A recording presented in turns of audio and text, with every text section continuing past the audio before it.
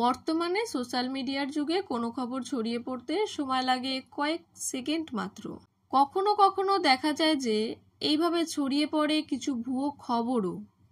যেমন হঠাৎ করেই খবর হয়েছিল অভিনেত্রী অনামিকা সাহা নাকি ইহলোক ছেড়ে পরলোক গমন করেছেন। ঠিক তেমনই দিন দুই ধরে একটি পোস্ট সোশ্যাল মিডিয়ায় খুব ভাইরাল হয়েছে, যেখানে দাবি করা হয়েছে যে হৃদরোগে আক্রান্ত হয়ে মৃত্যুর সঙ্গে পাঞ্জা লড়ছেন অভিনেতা সুজন নীল। আর এই পোস্ট দেখার পর রীতিমতো মাথায় হাত ওঠে বাঙালির। কমেন্ট সেকশনে এসে অনেকেই অভিনেতার আরোগ্য কামনা করেছে। যদিও সুজন নীল মুখোপাধ্যায়ের এই হৃদরোগে আক্রান্ত হওয়ার খবর তা পুরোপুরি ভুল। বরং অসুস্থ নীলের বাবা প্রখ্যাত নাট্য ব্যক্তিত্ব অরুণ মুখোপাধ্যায় 9 এপ্রিল হৃদরোগে আক্রান্ত হয়ে হাসপাতালে ভর্তি হয়েছেন তিনি। একাধিক পরীক্ষা নিরীক্ষার পর ধরা পড়েছে যে তার হার্টে 2টি ব্লকেজ আছে। 10 এপ্রিল হয়েছে অস্ত্রোপচার। বর্তমানে তিনি অনেকটাই স্থিতিশীল।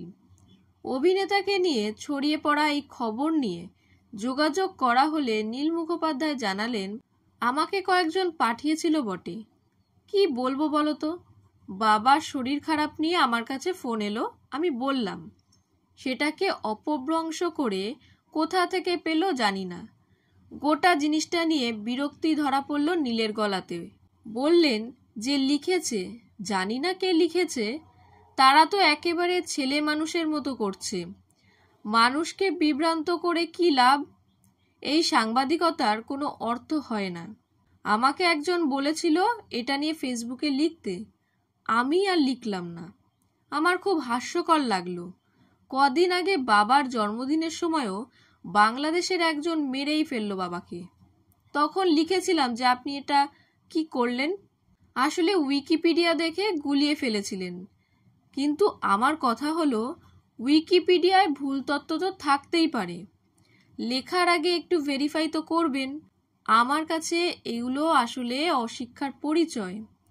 সবসময় ভেরিফাই করে লেখা উচিত। আমার হার্ট অ্যাটাক হয়েছে, এই খবর কি করে এলো?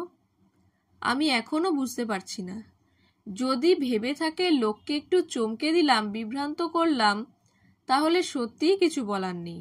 এখন ভাইরাল দুনিয়ায় ফেকের এত কদর হয়ে গিয়েছে, লোক এটা করেই আনন্দ পাচ্ছে। যে করেছে কোন সাইকোলজি থেকে করেছে বলা খুব মুশকিল। হতে পারে কেউ ইচ্ছে করে বা বদমাইশি করেছে, এমনও হতে পারে খিল্লি করছে বা ভিউজের জন্য করছে। অনেকেই আমাকে ঘাবড়ে গিয়ে পাঠাচ্ছে।